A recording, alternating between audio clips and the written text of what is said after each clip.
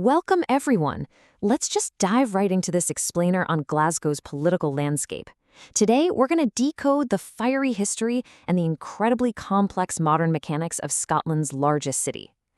Glasgow is a place where politics isn't just something that happens in distant, quiet parliament buildings. It's a living, breathing part of the city's identity, forged right in its shipyards and tenements. Here is our roadmap for today's explainer. We'll start with Red Clydeside's radical roots, move on to the three tiers of power, take a look inside Glasgow's city council, discuss the predominant party shift, and finally wrap up with youth demands and future powers. Kicking things off with Section 1, Red Clydeside's radical roots. The foundation of Glasgow's political identity wasn't formed in polite debates. It was forged in a rapid succession of intense historical resistance. It was a true crucible of working-class action that cemented the city's left-leaning identity for a century. Back in 1911, thousands of women walked out of the Singer sewing machine factory fighting for a fair wage. By 1915, we see the legendary rent strikes led by figures like Mary Barber. Thousands of tenants flat out refused to pay wartime rent increases, literally forcing the passage of the Rent Restrictions Act. And then, 1919, the Battle of George Square. 90,000 workers striking for a 40-hour workweek. It was a protest so fierce that the British government actually deployed tanks into the city's center because they genuinely feared a full-scale uprising. Marxist schoolteacher John Maclean really hit the nail on the head back in 1919. He said, resistance is not rebellion, but survival. And that's absolutely crucial to understand.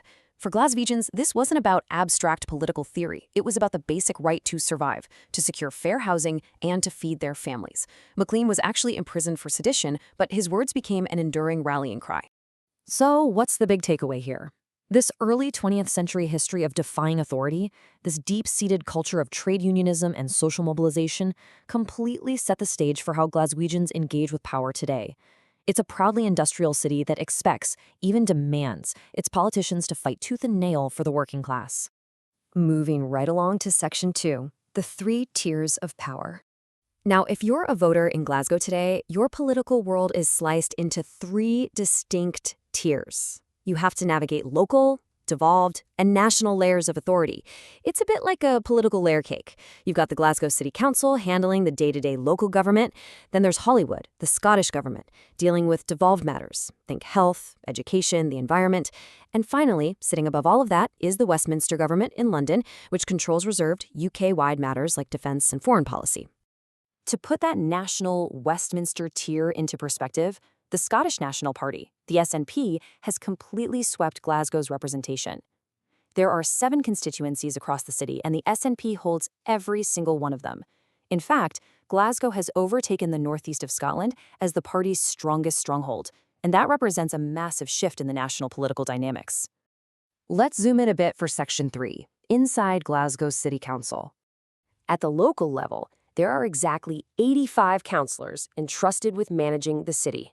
These are the folks on the ground responsible for your local transport, housing, parks, and local economic development.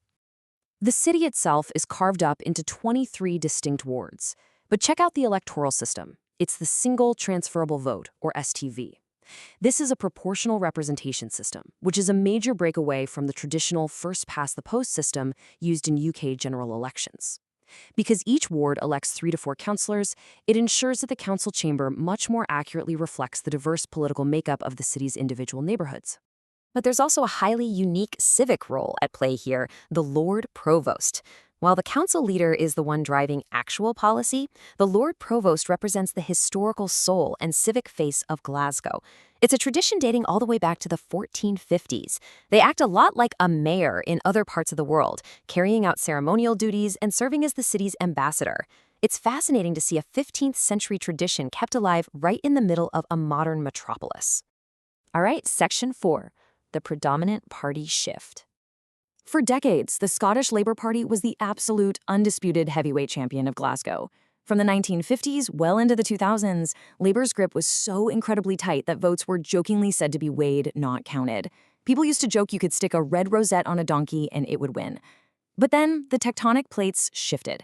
The SNP successfully positioned themselves as the more competent, unified voice of Scotland's social democratic values, and effectively captured those traditional old Labour voters. The real turning point? The 2014 Scottish independence referendum. Glasgow voted yes for independence by 53.5%. That was historic.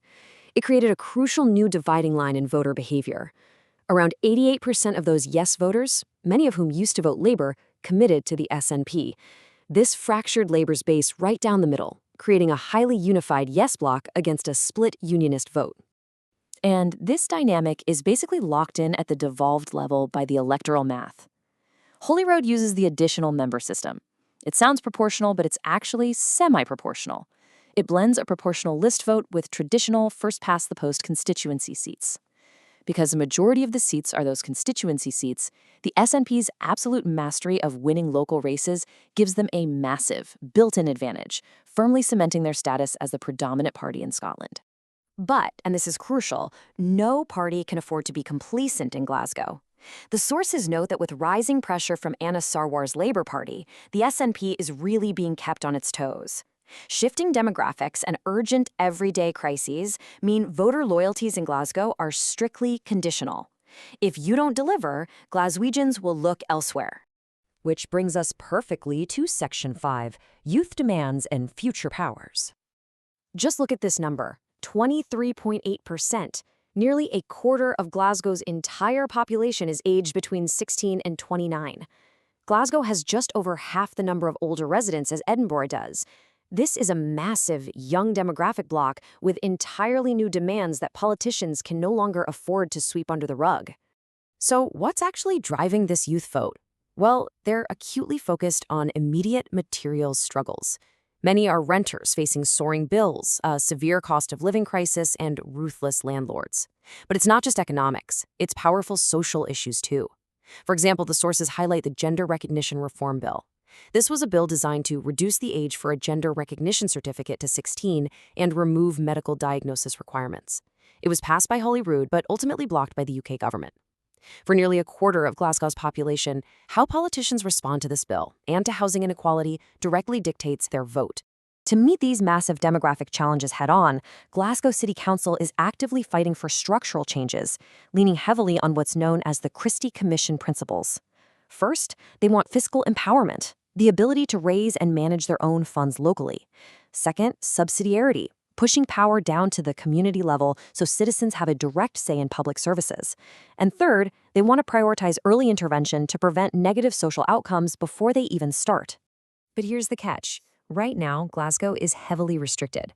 Over 75% of the City Council's income is actually decided and allocated away from the city by the Scottish Government. Think about that for a second. Without true fiscal empowerment, Scotland's only true metropolitan region really struggles to fund the infrastructure, the transport, and the daily services needed to support its massive growing population. As we wrap up today's explainer, I want to leave you with a thought to ponder. We've seen a city born from radical resistance on the Clyde. We've seen an old establishment fall to a brand new predominant party. But with a massive wave of young voters facing unprecedented housing and social challenges, the landscape is shifting all over again.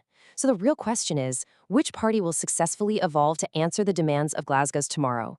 Thank you so much for joining me on this deep dive. Stay curious, keep analyzing the data, and I'll catch you in the next explainer.